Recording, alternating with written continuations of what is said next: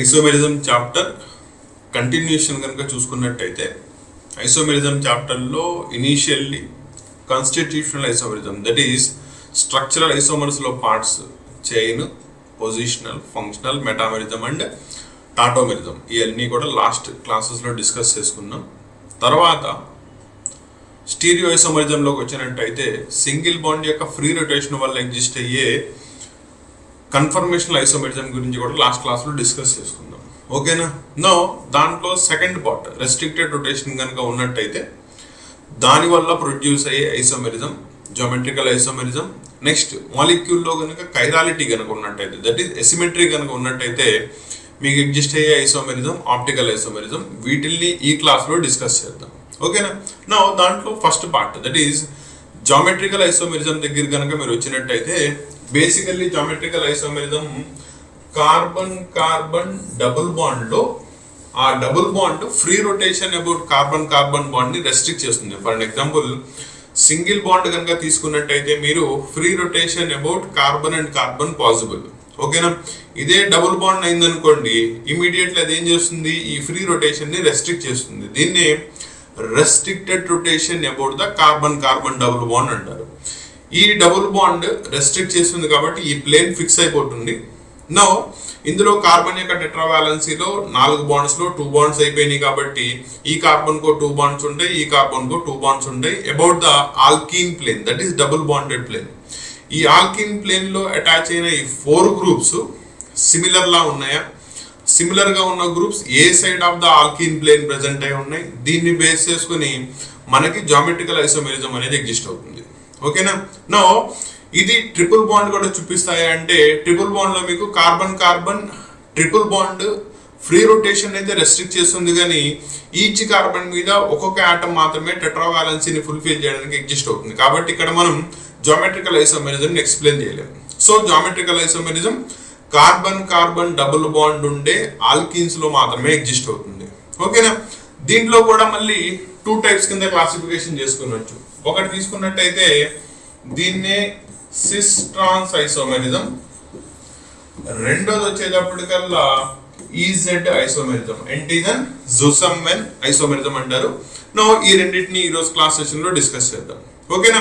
No sys trans isomerism కి EZ isomerism కి basic difference కనుక తీసుకున్నట్టయితే దీంట్లో మీకు at least 2 carbons of the alkenes లో ఒక గ్రూప్ సిమిలర్ గా ఉండాలి.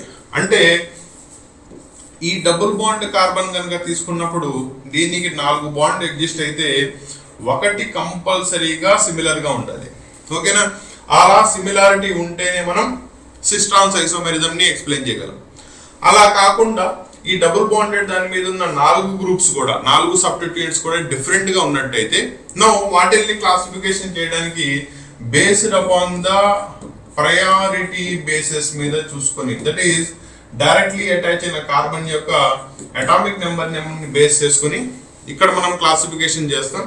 దాన్ని మీరు ఈజెడ్ ఐసోమెరిజం అంటారు. కాబట్టి geometrical isomerism that is 2 types కింద క్లాసిఫికేషన్ చేస్తున్నట్టయితే గ్రూప్ సిమిలర్ గా కనబడితే సిస్ ట్రాన్స్ ఐసోమెరిజం, ఒక గ్రూప్ కూడా సిమిలర్ గా లేకపోతే దాన్ని ఈజెడ్ ఐసోమెరిజం అంటాం. ఓకేనా?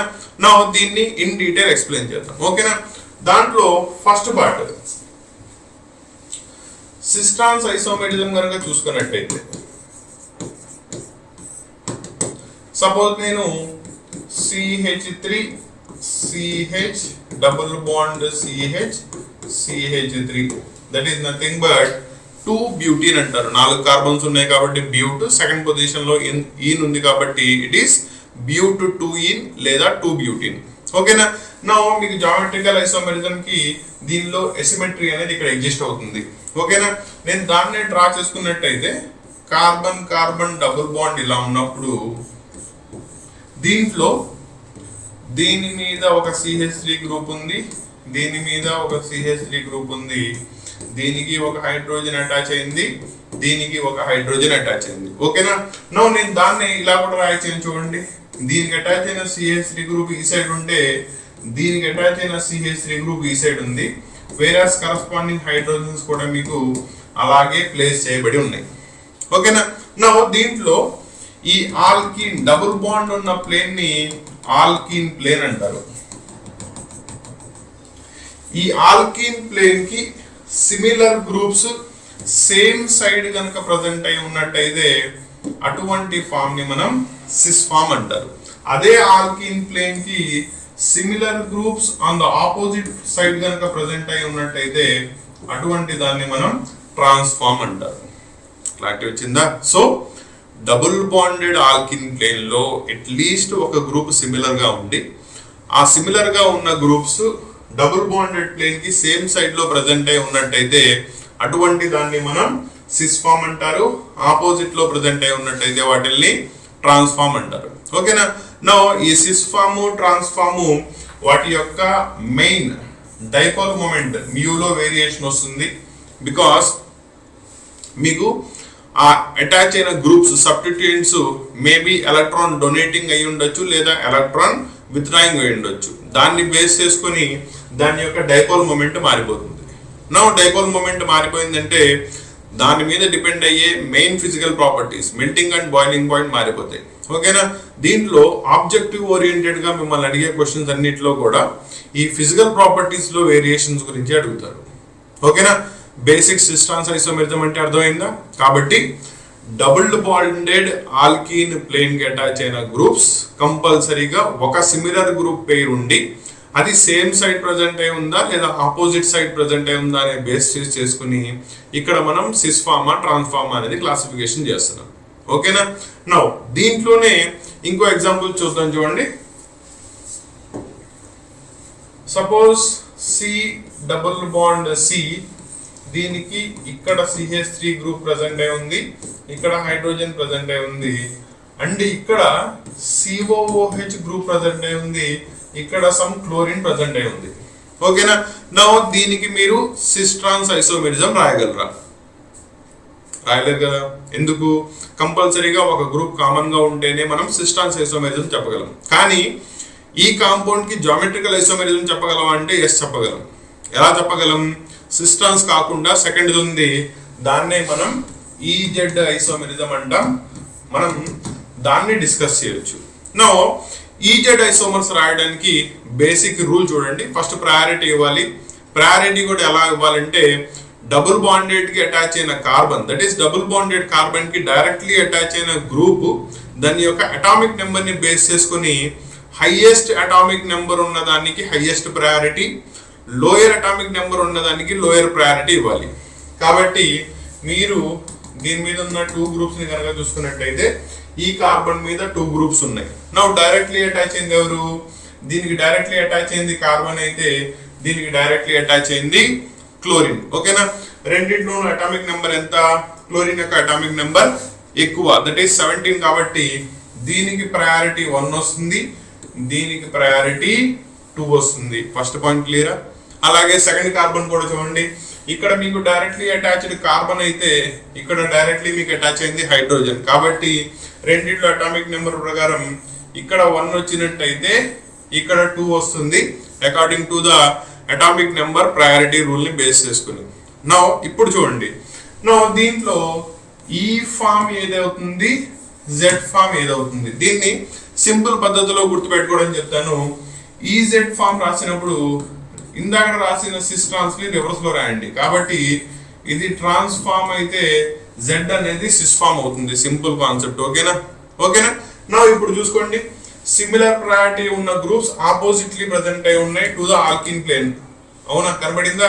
కాబట్టి ఇది ట్రాన్స్ఫార్మ్ లో ఉంది. ట్రాన్స్ఫార్మ్ ఏమని పిలవాలి? ఇక్కడ ఈ ఫామ్. కాబట్టి జామెట్రికల్ ఐసోమెరిజం లో ఈ ఫామ్ ఏమంటారు? దాని యొక్క ఈ ఫామ్ అంటారు. ఈ ఫామ్ వన్స్ తెలిసినట్టయితే ఈజీగా దాని నుంచి జెడ్ ఫామ్ రాసేయచ్చు. That is C double bond C. ఇటుపక్క ఉన్న వాటిని అలాగే ఉంచండి, ఇటుపక్క ఉన్న వాటిని ఇంటర్చేంజ్ చేయండి. సరిపోయిందా? నా ప్రయారిటీ కనుక చూసుకున్నట్టయితే ఇది 1, ఇది 2, ఇది 1, ఇది 2. సిమిలర్ ప్రయారిటీ ఉన్న గ్రూప్స్ సేమ్ సైడ్ ఉన్నాయి, దట్ ఈస్ సిస్ ఫామ్ అంటారు. దాన్ని మీరు దీనిలోకి వచ్చేటప్పటికల్లా జెడ్ ఫామ్ అంటారు. అర్థమైందా? కాబట్టి EZ ఐసోమెరిజం ఎగ్జిస్ట్ ఎప్పుడు చెప్తారు మనం? జామెట్రికల్ ఐసోమెరిజం లో సిమిలర్ గ్రూప్ ఉండి వాటిని సపరేట్ చేయగలిగితే about the alkene plane cis trans isomerism అంటే ఒక గ్రూప్ కూడా సిమిలర్ గా లేనప్పుడు వాటిల్ని సిస్ ట్రాన్స్ కింద క్లాసిఫికేషన్ చేయలేనప్పుడు డైరెక్ట్లీ ఆల్కీన్ ప్లేన్ యొక్క కార్బన్ కి అటాచ్ అయిన గ్రూప్ యొక్క అటామిక్ నెంబర్ ని బేస్ చేసుకుని ప్రయారిటీస్ ఇవ్వాలి. సిమిలర్ ప్రయారిటీస్ సేమ్ సైడ్ ఉన్నట్టయితే కనుక దాన్ని జెడ్ ఫామ్ అని, ఆపోజిట్లీ ప్రజెంట్ అయి ఉంటే దాన్ని ట్రాన్స్ఫార్మ్ అని క్లాసిఫికేషన్ చేయాలి. ఓకేనా, ఇలా క్లాసిఫికేషన్ చేయొచ్చు. నో దీంట్లో ఈ ఎగ్జాంపుల్ చూడండి ఎలా రాయాలో తెలుస్తుంది. సపోజ్ నేను సి డబుల్ బాండ్ సి రాశాను, దీనికి 4 గ్రూప్స్ అటాచ్ అయి ఉన్నాయి. ఇక్కడ మీకు CHO గ్రూప్ ప్రజెంట్ అయి ఉంది, COOH ప్రజెంట్ అయి ఉంది, CH3 ప్రజెంట్ అయి ఉంది, CH2 CH3 that is C2H5 present అయి ఉంది. 4 కూడా కార్బన్ కలిగిన సబ్స్టిట్యూయెంట్ ప్రజెంట్ అయి ఉన్నాయి. ఓకేనా, ఆబ్జెక్టివ్లీ ఇలాంటి బిట్స్ చాలా ఇంపార్టెంట్. ఇది మీరు ఇప్పుడు ఈ ఫార్మా జెడ్ ఫార్మా క్లాసిఫికేషన్ చేయాలి. ఓకేనా, ఎలా చూస్తారు ఇక్కడ సింపుల్ పాయింట్ చెప్తాను చూడండి. మీకు డైరెక్ట్లీ అటాచ్ అయిన గ్రూప్స్ కనుక 4 సేమ్ గా ఉన్నట్టయితే ఇమీడియట్లీ దాని తర్వాత వచ్చే ఆటమ్ యొక్క అటామిక్ నెంబర్ దగ్గరికి వెళ్ళాలి. ఓకేనా, అలా ఫస్ట్ దాని నుంచి సీక్వెన్స్ లో చూసుకుంటా వచ్చి ఎన్నో పొజిషన్ లో మీకు వేరియేషన్ కనబడుతుందో దాన్ని బేస్ చేసుకొని చెప్పవచ్చు. క్లారిటీ వచ్చిందా? ఫర్ అన్ ఎగ్జాంపుల్ ఇక్కడ ఈ గ్రూప్ లో కనుక తీసుకున్నట్టయితే కార్బన్ కి డైరెక్ట్లీ ఆక్సిజన్ ప్రజెంట్ అయి ఉంది, దీంట్లో కూడా కార్బన్ కి డైరెక్ట్లీ ఆక్సిజన్ ప్రజెంట్ అయి ఉంది. తర్వాత చూసుకున్నట్టయితే దీంట్లో హైడ్రోజన్ ప్రజెంట్ అయి ఉంటే దీంట్లో ఇంకో ఆక్సిజన్ ప్రజెంట్ అయి ఉంది. ఓకేనా, బికాస్ మీకు ఈ గ్రూప్ ఎలా ఎగ్జిస్ట్ అవుతుంది, C double bond O OH లా ఎగ్జిస్ట్ అయితే ఇది మీకు C double bond O H లా ఎగ్జిస్ట్ అవుతుంది. కరెక్టేనా?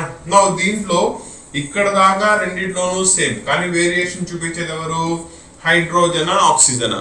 కాబట్టి ఇక్కడ ఆక్సిజన్ అటామిక్ నెంబర్ ఎక్కువ, దీనికి 1 ఇవ్వాలి, దీనికి 2 ఇవ్వాలి. క్లారిటీ వచ్చిందా? నెక్స్ట్ దీనిలో చూసుకున్నట్టయితే ఈ కార్బన్ సేమ్. నెక్స్ట్ దానికి వెళ్తే దీంట్లో 3 హైడ్రోజన్సే ఉన్నాయి, కానీ దీంట్లో మళ్ళీ తర్వాత 2 హైడ్రోజన్స్ కి ఇంకో కార్బన్ వచ్చింది. కాబట్టి ఈ హైడ్రోజన్ తో కంపేర్ చేసుకుంటే ఈ కార్బన్ యొక్క అటామిక్ నెంబర్ ఎక్కువ. సో దీనికి ప్రయారిటీ 1, దీనికి ప్రయారిటీ 2. నో సిమిలర్ ప్రయారిటీ ఉన్న గ్రూప్స్ ఆపోజిట్ లో ప్రెజెంట్ అయి ఉన్నాయి, దట్ ఈస్ ట్రాన్స్ఫార్మ్. అందువల్ల ఈ ఫామ్ ని మనం ఈ ఫామ్ కింద క్లాసిఫికేషన్ చేస్తారు. క్లారిటీ వచ్చిందా? ఇలా ఈజెడ్ ఐసోమెరిజం ని సిస్ ట్రాన్స్ ఐసోమెరిజం ని మీరు చాలా ఈజీగా క్లాసిఫికేషన్ చేసుకోవచ్చు. క్లియరా? ఈ క్లాసిఫికేషన్ లో objectively that is IP point of వ్యూలో కనుక తీసుకున్నట్టయితే మీకు ఫస్ట్ ఇయర్ లో ఆల్కీన్స్ దానిలో సిస్ ట్రాన్స్ ఐసోమెరిజం ని చెప్పడం రావాలి. నెక్స్ట్ సెకండ్ ఇయర్ లో దట్ ఈస్ క్లాస్ 12 లో వచ్చేటప్పటికల్లా మీకు అదర్ ఫంక్షనల్ గ్రూప్స్ అన్ని వస్తాయి. దట్ ఈస్ ఆల్కహాల్స్ దగ్గర నుంచి స్టార్ట్ చేసుకున్నట్టయితే alcohols, carboxylic acids, carbonyl compounds, carboxylic acids యొక్క డెరివేటివ్స్, నైట్రోజనస్ కాంపౌండ్స్, వీటిల్లో డబుల్ బాండెడ్ తో కనుక మీరు ఆల్కిన్ ప్లేన్ చెప్పినట్టయితే ఈజెడ్ ఐసోమెరిజం క్లాసిఫికేషన్ చేయడం రావాలి. ఓకేనా? సో ఇక్కడ ఐఐటి మెయిన్స్ లేదా అడ్వాన్స్ పాయింట్ ఆఫ్ వ్యూలో ఈ 2 క్లాసిఫికేషన్స్ చాలా important. Whereas regular board exams అయితే కనుక మీరు సిస్ ట్రాన్స్ ఐసోమెరిజం ని ప్రాపర్లీ చూసుకుంటే సరిపోతుంది. ఓకేనా? ఇలా జామెట్రికల్ ఐసోమెరిజం మనం 2 టైప్స్ కింద క్లాసిఫికేషన్ చేసుకోవచ్చు. దట్ ఈస్ నథింగ్ బట్ ఒకటి సిస్ ట్రాన్స్ ఐసోమెరిజం, రెండోది వచ్చేటప్పటికల్లా ఆప్టికల్ ఐసోమెరిజం. ఓకేనా? నో ఈ కాన్సెప్ట్ కనుక క్లియర్ గా ఉన్నట్టయితే కనుక వీటిల్లో number of bits, numerous bits ని సాల్వ్ చేయండి. ఇన్ కేస్ ఏమైనా డౌట్స్ ఉంటే కనుక కింద కామెంట్ లో తెలియజేయండి. మీ ఎవ్రీ క్వెరీకి కూడా నేను ఆన్సర్ ఇవ్వడానికి ట్రై చేస్తాను. ఓకేనా? నెక్స్ట్ క్లాస్ లో దీనిలో వచ్చే next concept that is stereo isomerism లో మనకి నెక్స్ట్ వచ్చే concept that is optical isomerism. Chirality అంటే ఏంటి, ఆప్టికల్ ఐసోమెరిజం అంటే ఏంటి, నెక్స్ట్ క్లాస్ లో డిస్కస్ చేద్దాం. ఓకేనా?